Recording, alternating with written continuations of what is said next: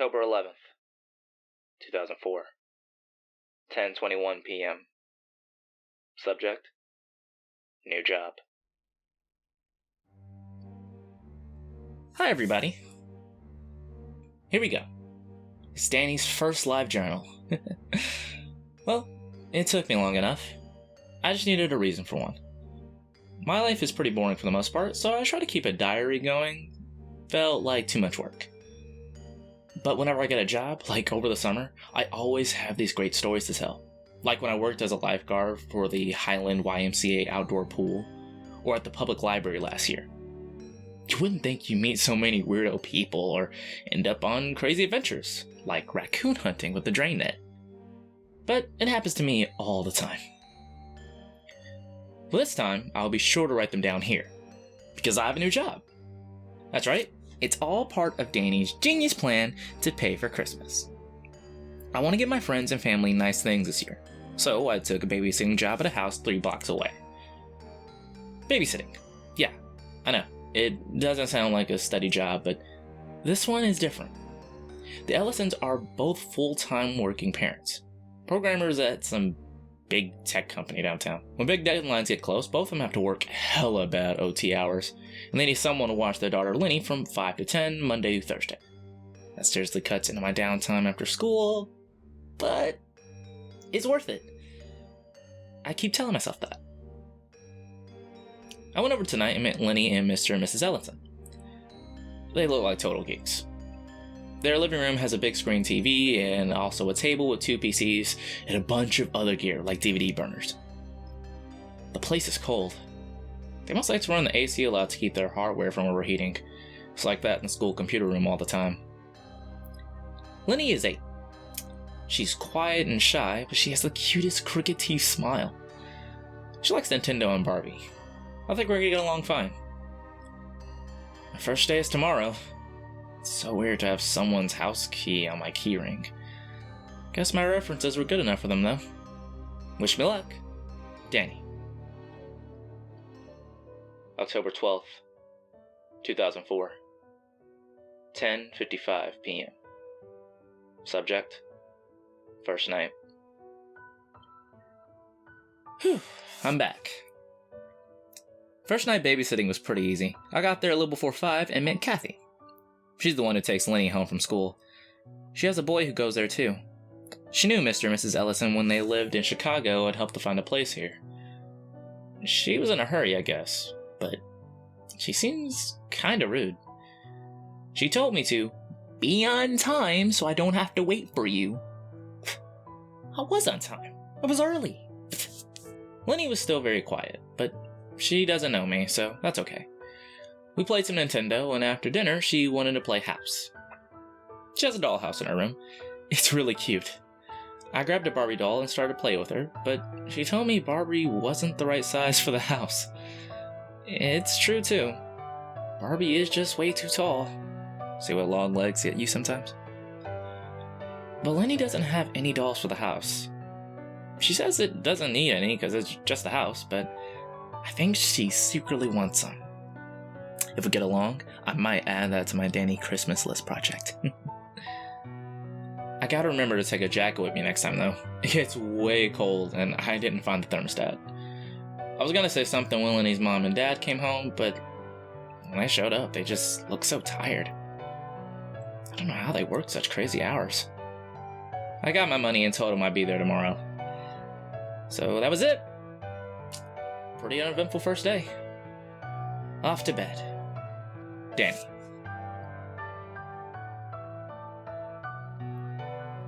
October 13th, 2004, 10:34 p.m. Subject: Bizarre. Tonight was pretty bizarre.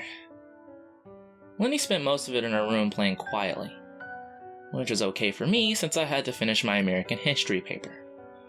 I made her soup for dinner and checked on her from time to time, but when it got close to her bedtime, I heard her talking to someone. So I went back to see if she was calling to me or chatting with her dolls. She isn't supposed to be on the phone. She was moving furniture around in her little house, just talking to herself. I think she was repeating stuff she overheard somewhere. Maybe even in the house. You know how sometimes kids say stuff they don't realize could get their parents in trouble? I mean, I think Linney was whispering, "Come on, Rick, answer the phone," in the door. Is Mrs. Ellison maybe seeing Rick on the side? I don't know.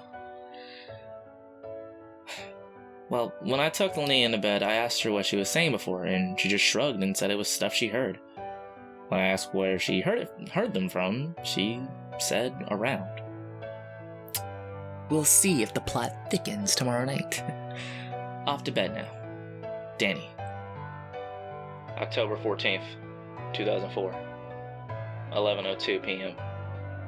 Subject: Crooked. Oh my god, Linney is a strange little girl.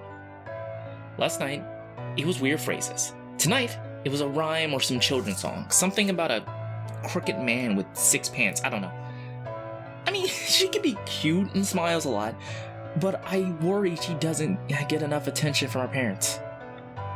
Well, duh, otherwise I wouldn't have this job. She wanted to go to bed early tonight. I tucked her and she hugged me and kept her arms around me for so long. She's definitely getting a Christmas present from me, even if I'm not her sitter by then. I told her a story to put her to sleep, about a family of bears in a big house. I was using her dollhouse as the one where the bears live, just improvising. So I was looking over at it and saw she had colored a room upstairs all up in magic marker. I asked her what that room was and she just said, the one upstairs. Why is it red? Linney just shrugged like she didn't know. What's it for? It smells like cookies and candy. See what I mean? Strange. No idea what that's about. Oh, I almost forgot. On my way back to the living room, I found a set of keys on the floor in the hall, just lying there.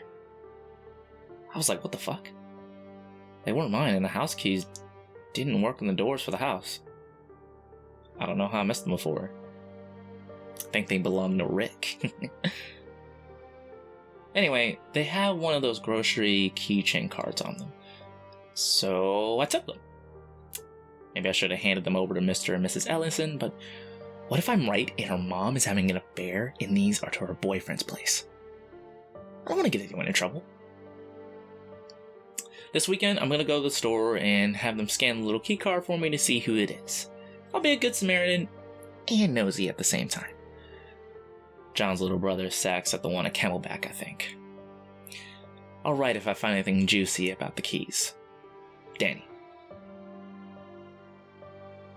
October 16th, 2004. 11:10 a.m. Subject: Keys. Well, that was a letdown. Okay, so I went and had the keychain card thing scanned at the Fry's, which worked, even though they were for another place, because it's all part of a big chain of stores or something. The keys don't belong to anyone named Rick, after all. The guy told me they were for somebody named Mark Condry, I think it was. He lives in Texas. I didn't get back to him either. It's his policy to have the store mail them back. Whatever. Still makes me wonder what in the world they were doing in Mr. and Mrs. Ellison's hall. Listen to me like I'm Nancy Drew. Okay, off to the mall. John's waiting. Danny.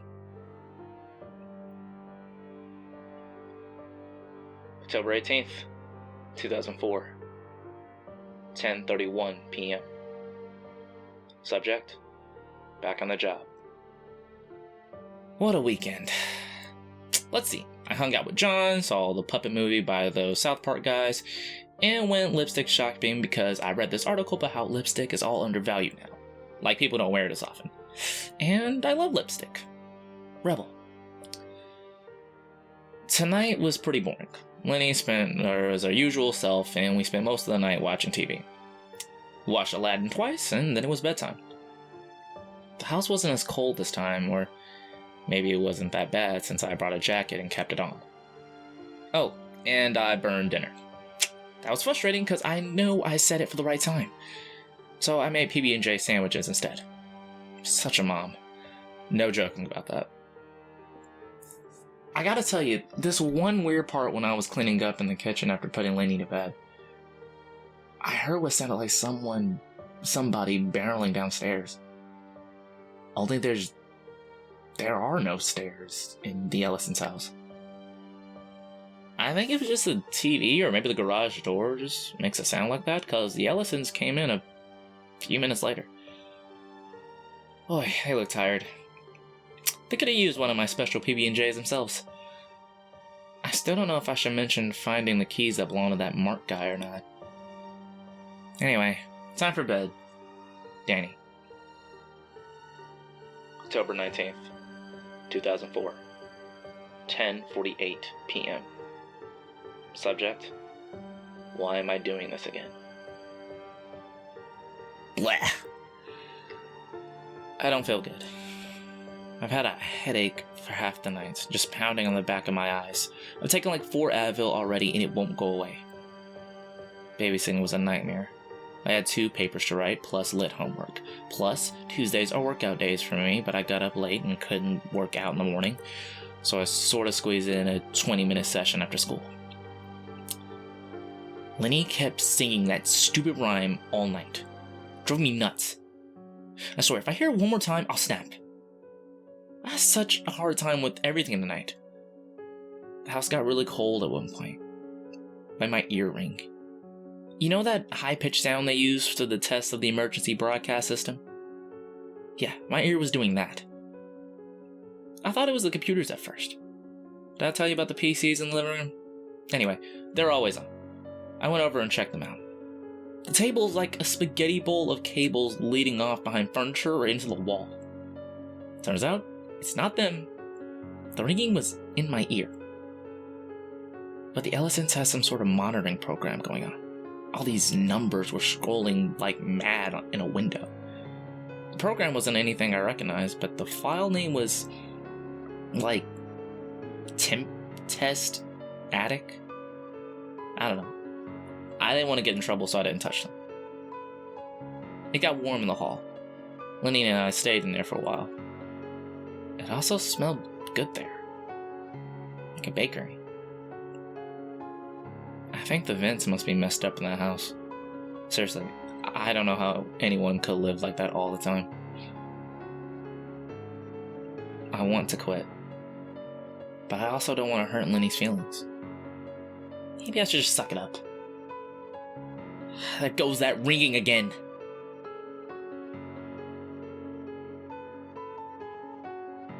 October 20th, 2004. 11:31 p.m.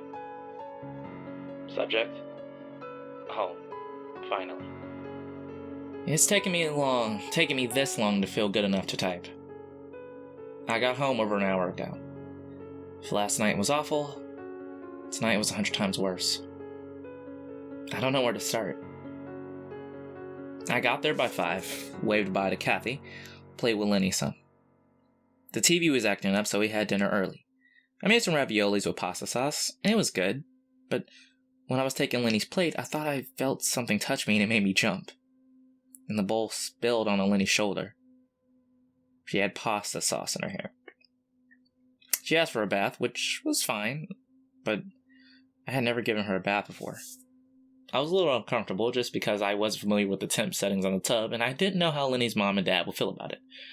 But Linney kept pleading with me to stay with her for the bath, so I ran the water and helped her into the tub. The string came out of the faucet as the tub filled up. It made Linney nervous. I tried to tug on it and pull it all the way out, but it must have caught on something inside the pipes. It just dangled from the faucet and floated on the water. Some of the pasta sauce got in Linney's hair, so I rinsed it out a little. There wasn't any soap in the guest bath, so I went into the Ellisons' bedroom to borrow from their master bath. That's when Linney started screaming. I had never been so chilled to the bone before hearing her tonight. It was horrible, hearing her scream. I turned and ran back to her as fast as I could, and when I got back, she was hanging on to the edge of the tub trying to get out, and the string was wrapped against her leg. I yanked and I yanked at it again, but it wouldn't budge. Linney kept screaming, "Get it off, get it off." And so I tried to unwind it from her leg, but the shampoo and the water or something had made it slippery. And I started crying, and then suddenly the string went slack, and I tore Linney away. She had sets of marks on her like stripes, but the string kept cut into her skin.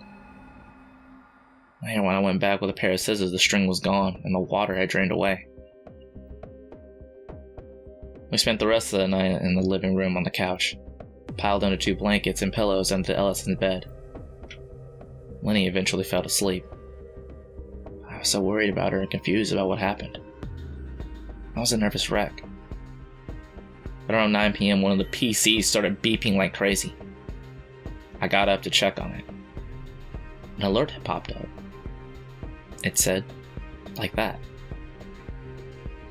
Then the power cut out and came back on again. Only some of the lights didn't come back on. Just a light from down the hall. In the hall, it was easier to see, but I took a wrong turn on my way back. The tiny hall and door that leads to the garage was not where I thought it was. Instead, I found a set of stairs. Like real stairs.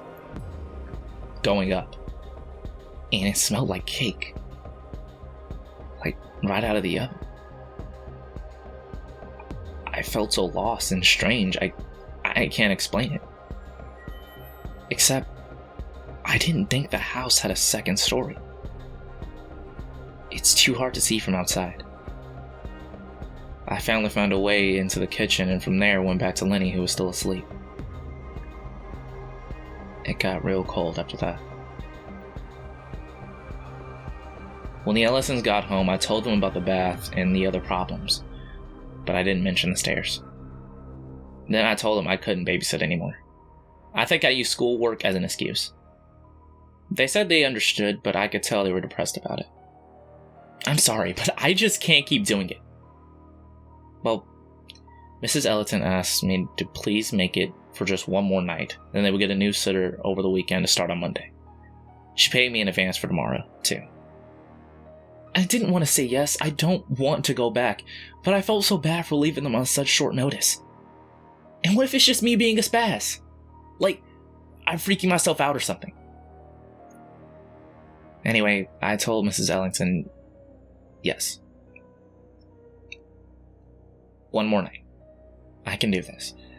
I will come back and tell you about the final 5 hours sitting for Linney in that house, and come Friday, I will talk about something new, like my friend Dawn and Kim, or how I love Starbucks strawberry cream frappes, or whatever. Just to keep me in the habit of writing here. I think I've been pretty good about it anyway. I sort of get on and start typing automatically before I go to bed. Okay. I wish I wasn't so scared of going back. I feel so empty. Danielle. October 21st, 2004. 11:41 p.m. No subject. There was a crooked man, and he walked a crooked mile. He found a crooked sixpence upon a crooked stile. He bought a crooked cat, who caught a crooked mouse, and they all lived together in a crooked little house. Red Rover, let Jenny come over. October 31st, 2004. 2 p.m. No subject. Found you. Missing September. From jennylevin.blogspot.com. Wednesday, October 27th, 2004. Subject: hello. Okay, I'll admit it. I just made this so I could talk to my friend Eric since he has a blog here. If I have any real news, I guess I'll put it here. Oh, and the title refers to Mark. It's a long story. Jen.